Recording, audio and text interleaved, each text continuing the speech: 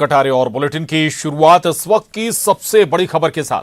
खबर डबरा से है, जहां एक युवक से तलवे चटवाने का मामला सामने आया। इस पर एक्शन भी हो गया। 2 आरोपियों को गिरफ्तार कर लिया गया। गृह मंत्री नरोत्तम मिश्रा का बयान आया है, किसी को बख्शा नहीं जाएगा। कांग्रेस ने सवाल उठाए हैं। अपहरण कर युवक से तलवे चटवाए गए थे। इस मामले पर अब एक्शन हुआ है। 2 लोगों पर कार्रवाई की गई है। डबरा का ये मामला था और 2 आरोपियों को गिरफ्तार भी कर लिया गया। गृह मंत्री नरोत्तम मिश्रा ने इस पर साफ किया कि किसी को बख्शा नहीं जाएगा। कांग्रेस ने दरअसल इस पूरे घटनाक्रम पर सवाल उठाए थे।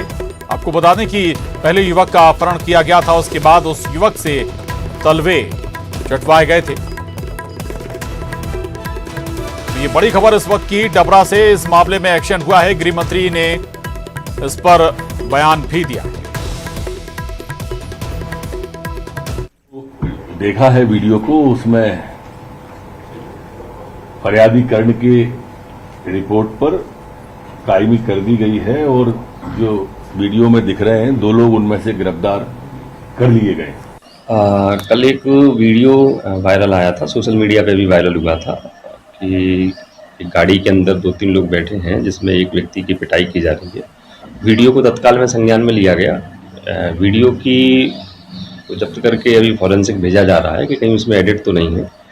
फिर भी जो वीडियो में पीड़ित है जिसके साथ मारपीट हो रही है, जिसमें एक व्यक्ति और बताया जा रहा है, उनके बताए अनुसार, उनके परिजनों के बताए अनुसार उसमें प्रथम सूचना रिपोर्ट पंजीबद्ध अपहरण की धाराओं में कर ली गई है। अपहरण और मारपीट की संगत धाराएं उसमें जो भी है वो लगाई गई हैं और इसमें जो लोग उसके साथ मारपीट कर रहे हैं और ऐसा कृत्य कर रहे हैं, उनकी गिरफ्तारी के लिए बहुत टीमें वरिष्ठ अधिकारियों के निर्देशन में रवाना है और बहुत जल्द इसमें जो आरोपी हैं उनकी गिरफ्तारी कर ली जाएगी। तो डबरा का ये मामला है और जहां इस मामले में कार्रवाई भी हुई है। बताया जा रहा है कि 2 लोगों को हिरासत में लिया गया। ये वीडियो सामने आने के बाद एक्शन में शासन प्रशासन। दरअसल बताया गया कि पहले युवक का अपहरण किया गया और उसके बाद इस युवक से न केवल मारपीट की गई है, कार के अंदर का ये वीडियो बताया जा रहा है। सुशील कौशिक हमारे साथ जुड़ गए हैं और जानकारी के साथ। सुशील, एक्शन इसमें क्या क्या हुआ स्थानीय स्तर पर, ये बताएं थोड़ा। और दूसरा ये कि ये विवाद क्या था जिसके पीछे ये पूरा घटनाक्रम हुआ?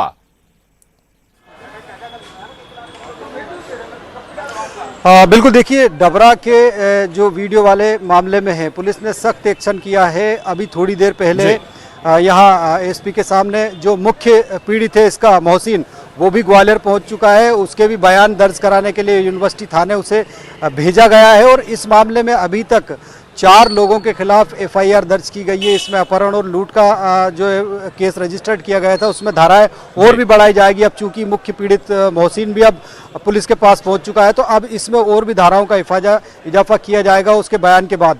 आरोपियों की बात करें तो 2 आरोपियों की अधिकृत तौर पर गिरफ्तारी हो चुकी है। वहीं 2 अन्य जो आरोपी थे फरार, बताया जा रहा है कि उनको भी राउंड अप कर लिया गया है। यानी इस मामले के जो 4 कुल आरोपी थे वो पुलिस की गिरफ्त में आ चुके हैं। साथ ही पुलिस अब इसमें सीन रिक्रिएट करने के लिए भी मौके पर जाएगी और जो मुख्य फरियादी है इस मामले का, मुख्य पीड़ित जो जिसे कहा जाए मोहसिन उर्फ मंत्री खान, वो भी अभी थोड़ी देर पहले यहाँ पहुँचा है। अभी थोड़ी देर पहले यहाँ से उसे विश्वविद्यालय थाने भेजा गया, क्योंकि विश्वविद्यालय थाना क्षेत्र से ही इनका अपहरण हुआ था।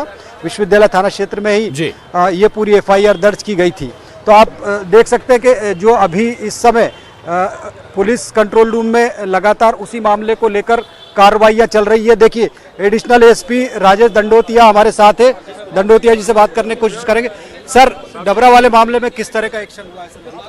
चूंकि इसमें कल जैसा कि आपको विदित है, सोशल मीडिया और इलेक्ट्रॉनिक मीडिया में जो वीडियो वायरल हुआ था उसको पुलिस ने तत्काल संज्ञान में लेते हुए उसमें कार्रवाई की गई। आरोपियों को आइडेंटिफाइड किया गया और फरियादी को भी आइडेंटिफाइड किया जाकर फरियादी संपर्क किया गया, जिसमें दूसरा फरियादी था वो जो कि डबरा का रहने वाला है। उसके आधार पर 0 पर कायमी की जाकर किडनैपिंग और अन्य धाराओं के तहत केस रजिस्टर्ड किया जाकर असल अपराध के लिए थाना यूनिवर्सिटी भेजा गया और 2 आरोपी, जिसमें कुल 4 आरोपी आइडेंटिफाइड हुए थे, जिसमें 2 आरोपियों को हिरासत में लेकर गिरफ्तार किया जाए। अन्य 2 आरोपी जो फरार है उनके लिए क्राइम ब्रांच डबरा की टीम है और यूनिवर्सिटी की टीमें लगातार कार्रवाई कर रही है, जल्दी उनकी भी गिरफ्तारी की जाएगी।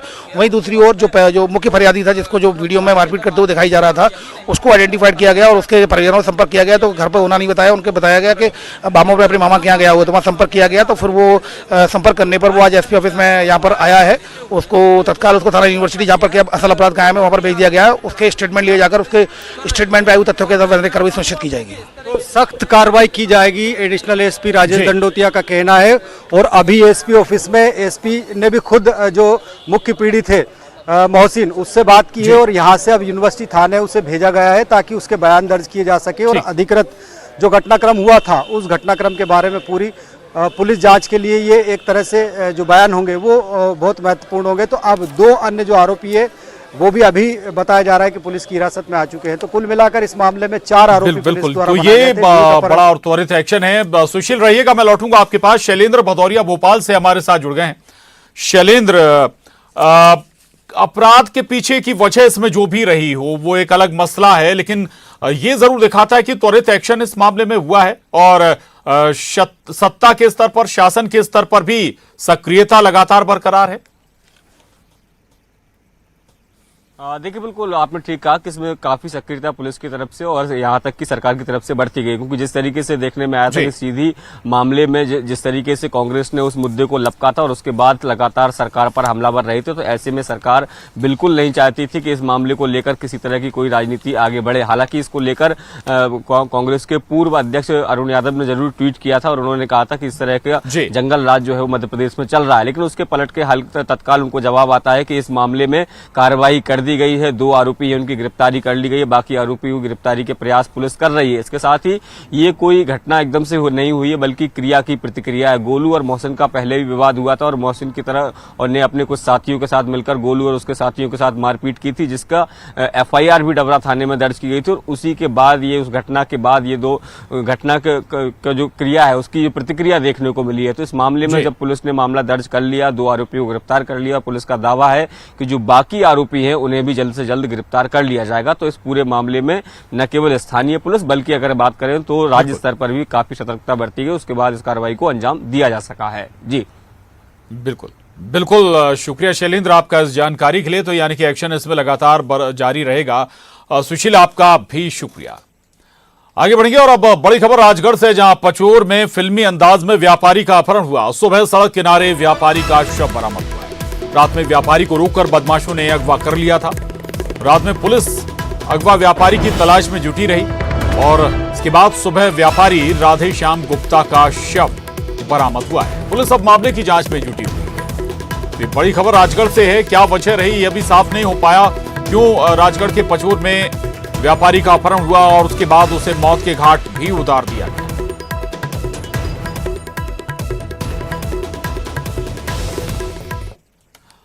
और बड़ी खबर सतना से, परिजनों से डॉक्टर ने मारपीट की है। घायल महिला को लेकर परिजन अस्पताल पहुंचे थे। डॉक्टर के मृत घोषित करने पर दोबारा देखने की गुजारिश परिजनों ने की थी और दोबारा देखने की बात पर ही डॉक्टर अमित पटेल भड़क गए। परिजनों ने डॉक्टर पर मारपीट का आरोप भी लगाया है।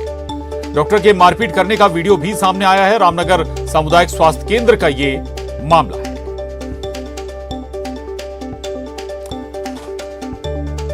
शिवेंद्र बघेल, न्यूज 18 संवाददाता सतना से हमारे साथ जुड़ गए हैं।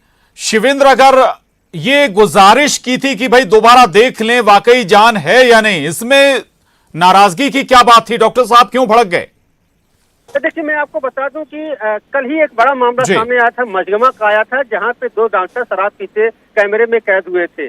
और अब एक पुनः मामला सामने आया है, जहां पे रामनगर सामुदायिक स्वास्थ्य केंद्र में पदस्थ डॉक्टर अमित ने जो घायल युवती थी उसके परिजनों के साथ में मारपीट की है। मामला ये है कि जो युवती है कामनी दुष्कर्मा नामक जो महिला थी, वो सड़क हादसे में घायल हुई थी और उसको उपचार के लिए रामनगर सामुदायिक स्वास्थ्य केंद्र में लाया गया था। हालत काफी गंभीर थी। डॉक्टरों ने उसे रीवा के लिए रेफर किया था, लेकिन जो परिजन है लगातार मिन्नतें कर रहे थे कि व्यवस्था बनने में थोड़ा टाइम लगेगा, इसलिए आप उपचार करिए। और उसी समय जो महिला है उसकी मौत हो जाती है। लेकिन जो परिजनों को संतोष नहीं होता है, वो बार बार ये कहते हैं कि डॉक्टर दोबारा देखें, चेक करें, शायद जान बाकी हो। इसी बात को लेकर दोनों पक्षों में विवाद होता है और इसके बाद डॉक्टर अमित अपना आपा खो देते हैं और जो परिजन है उनके साथ में मारपीट करते हैं।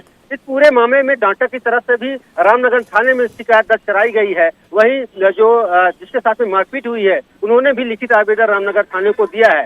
हालांकि इस मामले में डॉक्टर का कहना ये है कि पहले अभद्रता उनके परिजनों ने की थी और जब वो समझाइश देने गए तो उनके साथ में हाथापाई हुई और उसकी प्रतिक्रिया स्वरूप उन्होंने मारपीट की है।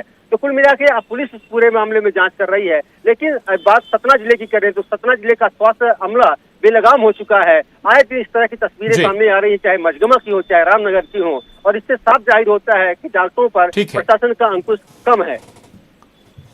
बिल्कुल बिल्कुल। हालांकि अगर हादसे वाला मसला होता तो फिर बगैर देर किए इलाज या उपचार करने की जरूरत होती है, और ऐसे में अगर वक्त लगता है तो फिर सवाल वाकई स्वास्थ्य महकमे पर है। शुक्रिया आपका शिवेंद्र जानकारी के लिए।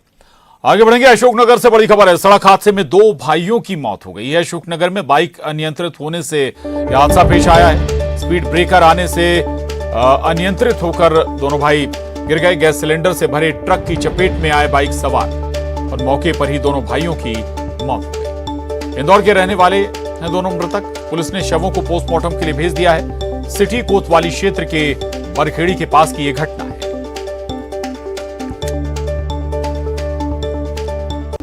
और मुरैना से इस वक्त की बड़ी खबर। जमीन विवाद में आपस में भिड़ा परिवार। एक ही परिवार के 2 गुटों में विवाद हो गया। एक पक्ष ने दूसरे पक्ष पर फायर कर दी। महिला सहित 4 लोगों को गोली लगी है। इलाज के लिए उन्हें ग्वालियर रेफर किया गया है। इलाज के दौरान एक की मौत हो गई। रिठौरा थाना क्षेत्र के अर्धोनी गांव का मामला है। ये 8 नामदर्ज सहित 10 लोगों पर मामला दर्ज हुआ है। आरोपियों की तलाश में पुलिस जुटी हुई।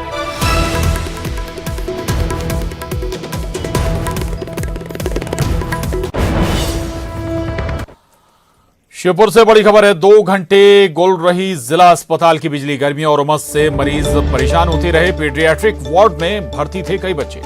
जनरेटर होने के बावजूद बिजली चालू नहीं की गई और मोबाइल और टॉर्च की रोशनी में अस्पताल में काम होता रहा। तो शिवपुर की स्वास्थ्य महकमे की तस्वीर आपके सामने है। 2 घंटे जिला अस्पताल में बिजली गुल रही। गर्मी और उमस से मरीज बेहाल होते रहे, परेशान होते रहे। पीडियाट्रिक वार्ड में भी इस दौरान कई बच्चे भर्ती थे। आपको यह भी बता दें कि जनरेटर होने के बावजूद भी बिजली चालू नहीं की गई।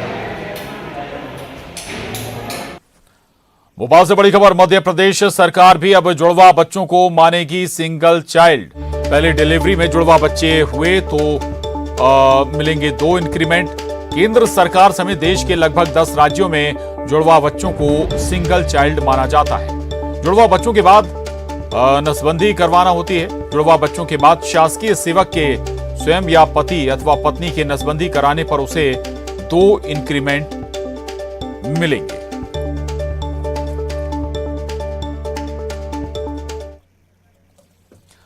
और भोपाल में कांग्रेस के वचन पत्र की बैठक से पहले कांग्रेस नेता शोभा ओझा ने कहा कि जनता को अधिक से अधिक लाभ देने की कोशिश हमारी है। हमारा वचन पत्र बीजेपी के वादों की तरह महज पुलिंदा भर नहीं है। हम वो वादे कर रहे हैं जो सच में पूरे होंगे।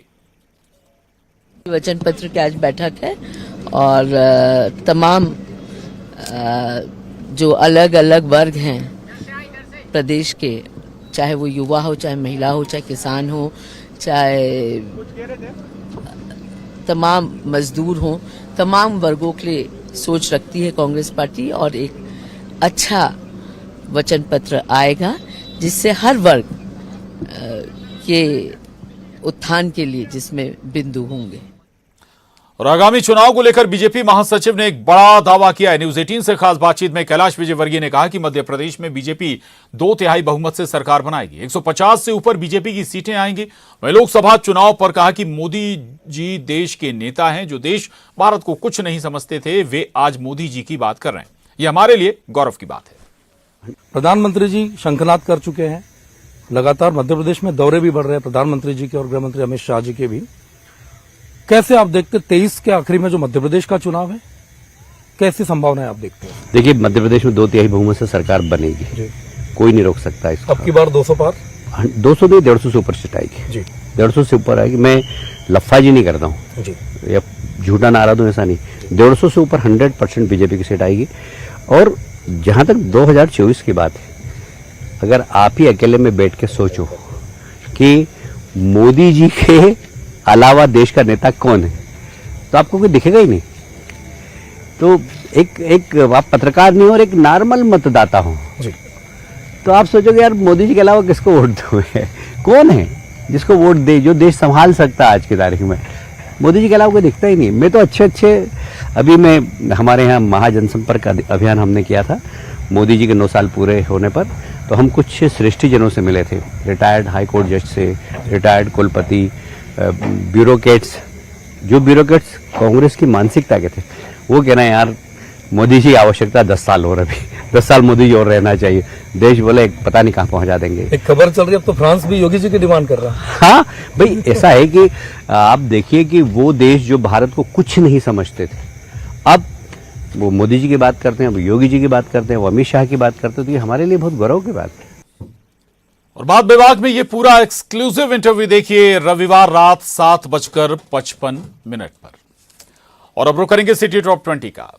ग्वालियर के डबरा मामले पर गृह मंत्री नरोत्तम मिश्रा का